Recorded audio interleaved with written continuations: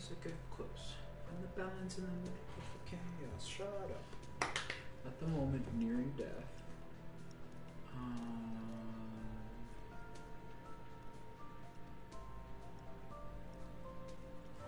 Death.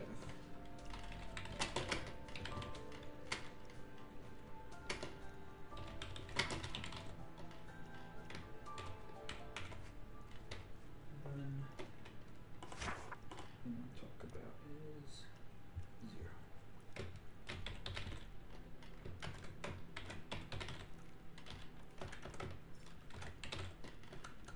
Is that my baby, Tommy? Upstairs. Find the love data steady as I get close. Find the balance in the middle of the chaos. Semi-low, semi-high, semi-never, demigod. I remember walking in the here of November, hoping that I make it to the end of December.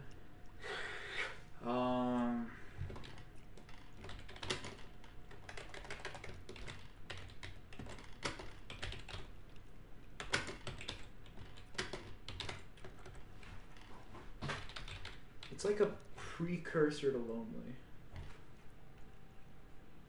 Right? Even... No, like...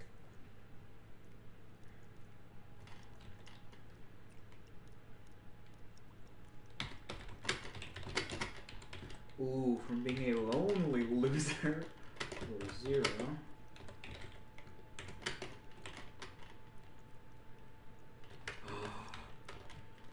To a 2-player loser.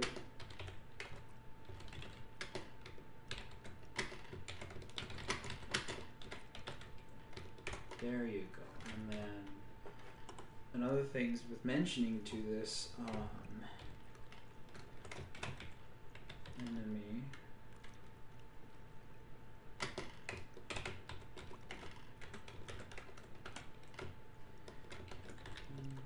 This is the hero. So in the hero line, it would be counter.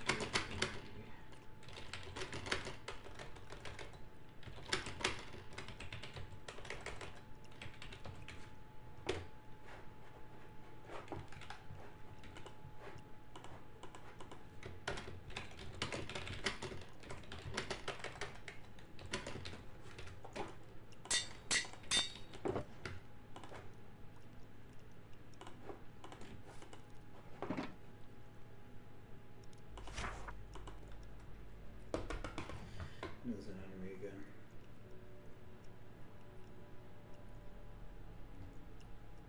Bones. Enemy, there you go. I'll have to wait for that one.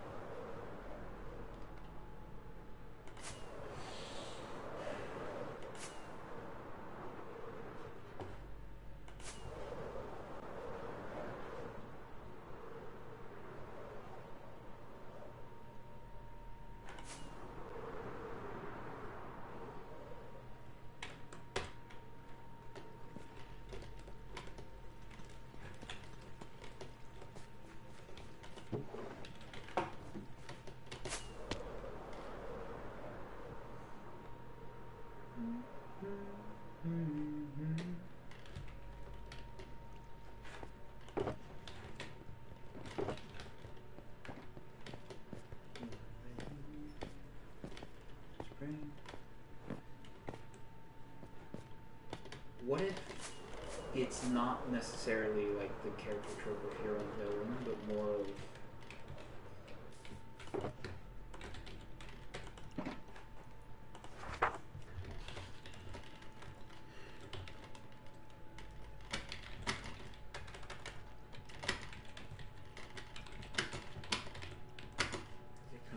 go.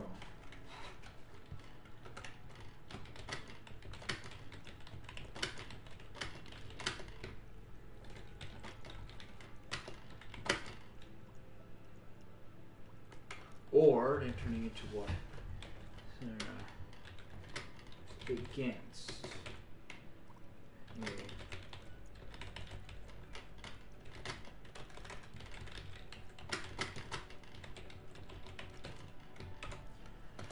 Antagonist.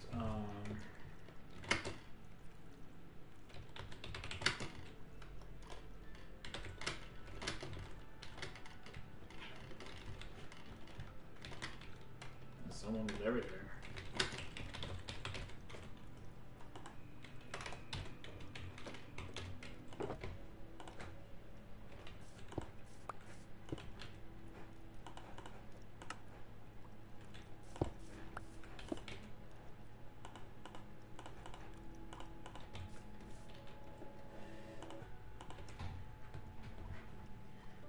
The next is freaking giants, man. That's messed up. Anyhow, while I'm listening to this song, so I won't go crazy. Let's just listen to this prior so I don't understand what I'm doing. Especially only. Let's talk about a bit of what I've been doing here. I was playing Overwatch today, and then a bit of this. Yeah, this playing around with the colors, so I don't do that too often. This is. Excuse me. This is a design by El Mango for a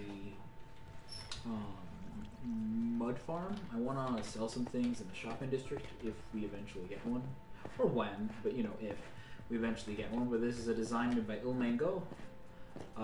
It works in Bedrock, thank goodness. I originally found this from Edub's channel, and I'm like, let me look at the actual tutorial. And I really like this use of a composter. Locking this signal strength out permanently, because normally you put a redstone torch here and then it'll do that, but save on that a little bit of space. It can be done here just like this, and I really like it that way. Another thing that I did is a staircase design. I'll talk about this one in a bit. This one I made. I'm not really like it, but it does make really thin stairs. This one I like a lot, because there's two ways to go up it. There's like this. You need to get the chat up, where you just go up like that, or you could jump at the, you could jump at the same time while doing it, so it's like this, this, this, this, this, this, this, this. And another way to do it is if you can time your jumps, you know, actually recognize what it is, so it's 1, 2, 3, 4, 5, 6, 7, like that, you'll just get up, and then no problem. So yeah, it's a staircase design I really like. I saw it from V-Dubs' video, but then I'm like, what if, because he didn't use ladders, instead he used, howdy Ewood's, instead he used like, the trapdoors, and I'm like, what if you just not do that? So I decided to test it with the craft table. I never had a staircase design officially, but then looking at this, 3, 4, like, that's pretty good. You can get to the same distance in less space. You could have stuff under it too. And the other thing I've been working on, I didn't want to look up a tutorial for this, but clay farm. Because I think clay farms would be pretty nice to have, because then you can make terracotta more. Alright, so if we look over here, so this was testing with how to grow dripstone. Lava obviously does not grow any bit of it. No water source above doesn't grow it, which is what I was doing wrong actually. What you need is water above it. Now, I was testing out would be better flowing water, or still water. Still water works better than flowing water. In fact, yeah, the only piece that I've actually grown is from the source blocks.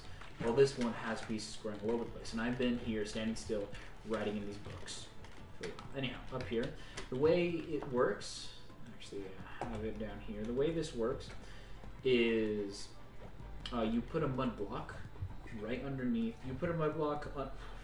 Things are breaking, man. You put a mud. Oh my gosh. There you go. You put a mud block on top of like a dripstone thing. It could be any block here, but a dripstone specifically here. This will drain the dirt from it, and then leave here. There are different times that it takes for it to do it. I found this was 1:18. This was 28 seconds. This was 2 minutes 10 seconds. So yeah, it's quite a bit of a difficulty trying to make a timer. So I chose not to. This was the first test design for this. I had the right idea, just, you know, not any of the right execution. Anyhow, this is how it's, what it's supposed to do is the same way that works, where there's an observer, and you place it, and then that would push it across this way. And it was supposed to not turn into a clock. I've been fiddling with this, and it's eventually turned into a clock. So the way I turn this design off is I just power everything. Of course, it does look like that. It's kind of ugly. I could do, you know, this, but I'm pretty sure once I do this, so you just place, and place, in place, and you would keep going all the way up until here. So there would be a full row right here, and you push it here, and then it'll push it all like that. Once it goes there, it'll eventually end up right here, and this will push this all the way down. And I wanted to make it have a collection system be here where you collect the clay. But then I realized, wait, I need a way to actually detect if the clay has changed. So I decided to, the same thing pretty much. It's just a bit slower, and I actually kind of like it because, you know, it's a bit slower. The only issue with these designs I found is that they have a tendency to break, where if I place it too fast, it won't actually react in time because of the delay that is right here, which in fact I can show that right over here. Yeah, right here. So what happens, I place this here, got this from B-Dubs by the way, we got it from Milling.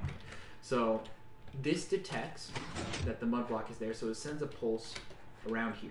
It sends it to here first because it's the closest one, there's a 1 tick delay, so it sends all this, causing them to push the blocks forward. This one then sends it here to this repeater, which has a 2 tick delay, which will then lock this repeater, as you can see in that black bar, right there. Right there, that black bar, quick one. Which then cuts, see that turned clay, which then cuts the pulse from it and stops it. And the reason why it needs to stop it is because it pushes that forward, and this moves forward and then moves back, which causes an extra 2 ticks, which you can see it flash, 1, 2, more like 1, 1, 2, like there, which we don't want because that causes extra pushing. I mean, you could leave it the way like that. For example, I'll show you right now. But then this would happen. Anytime something new gets added, that would happen. So to avoid that, you lock the repeater. But yeah, once again with these designs, we needed a way to detect it. So this kind of follows the same principle. Well, not kind of, it does follow the same principle. Then it goes all the way down here. And then what would happen is once the block reaches here and turns into clay, this would send a signal here, causing this clock to go back and forth, causing this thing to ring a bunch of times, like so. And then once that is rung, that's telling you, hey, if it's on this side, that means it is the newest patch of the oldest layer. So I mean, hey, this is done. So you should probably go harvest it. And it'll do that, and to turn it off, you just push this button right here, and then boom, it'll give you a final day. This thing too, it's a bit finicky. So the way, like with trying to mixing an audio aspect to this. So I gave, so what happened is it would send it here. This 1 tick delay says a 4 tick delay, which we'll see why in a bit. This one has a 4 tick delay, and this one has a 3 tick delay. This one goes first, and that one goes next. In order to ensure that everything has its order and it needs to go in, I made this one 4 tick. This one's also a 4 tick, which will send it to here. So anytime you insert one, you'll hear a ding right there of when you should insert it. The difficulty with this though is I realized once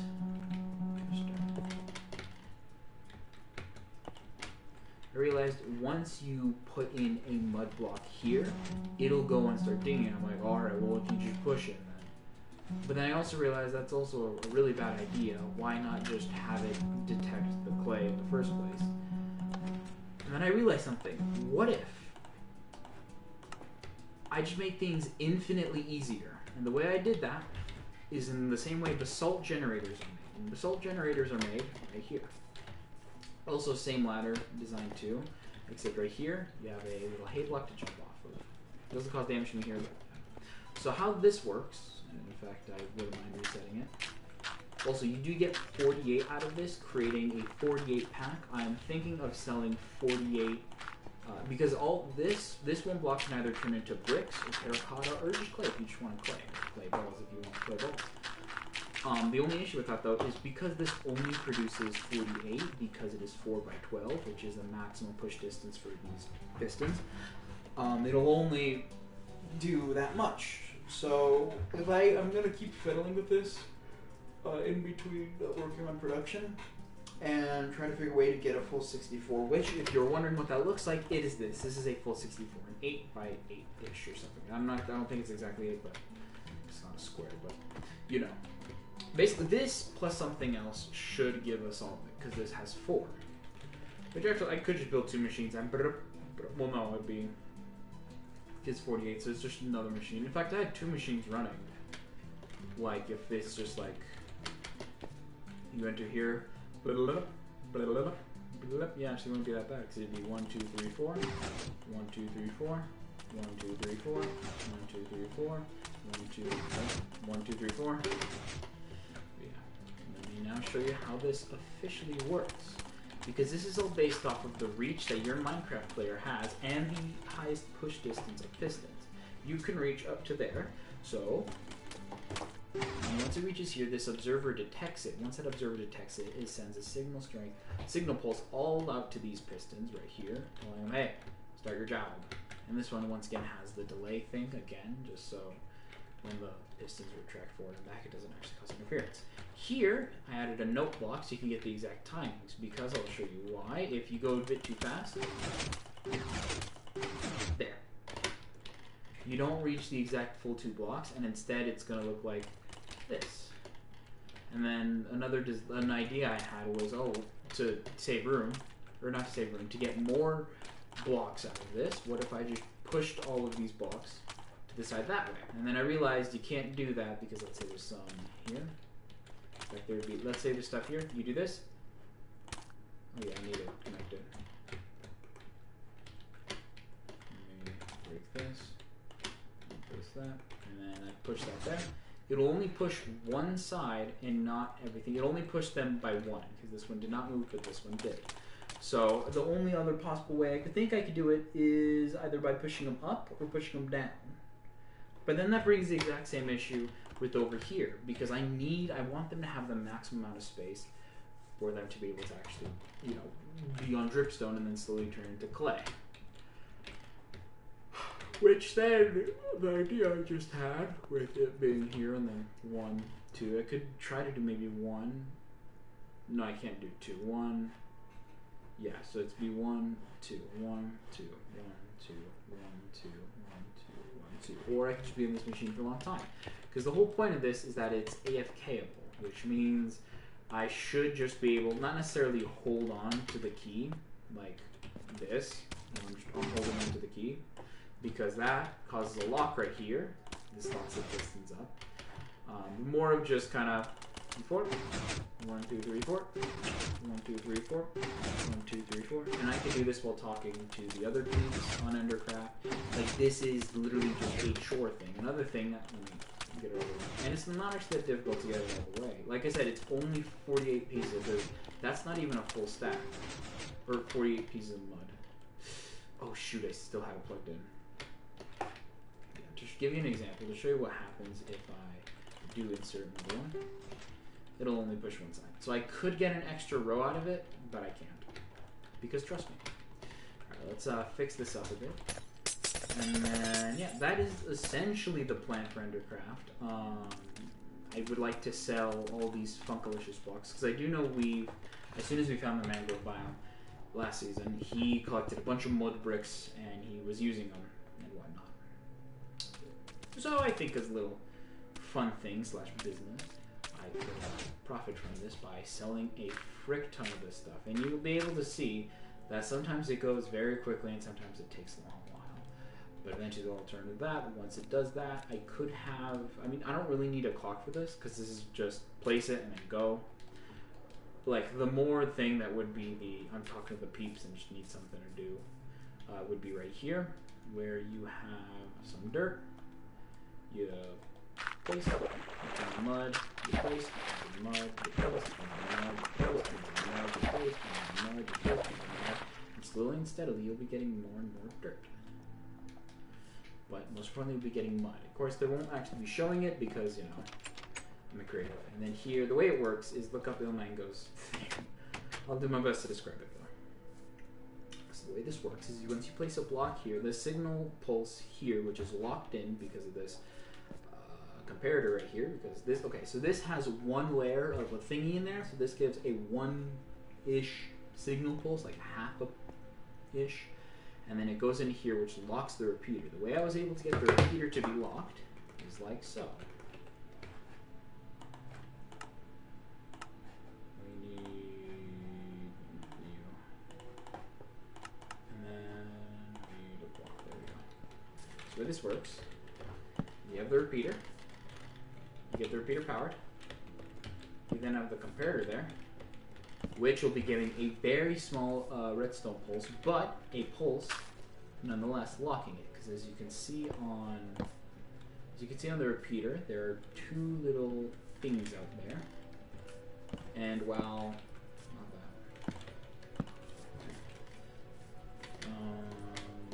we need an actual redstone. And while this can't necessarily interact with it, as you see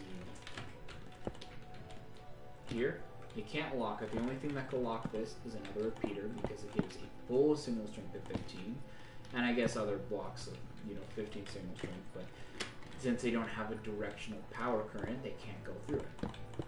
Similar to how this guy has the two things in the side, which is for the addition and subtraction mode.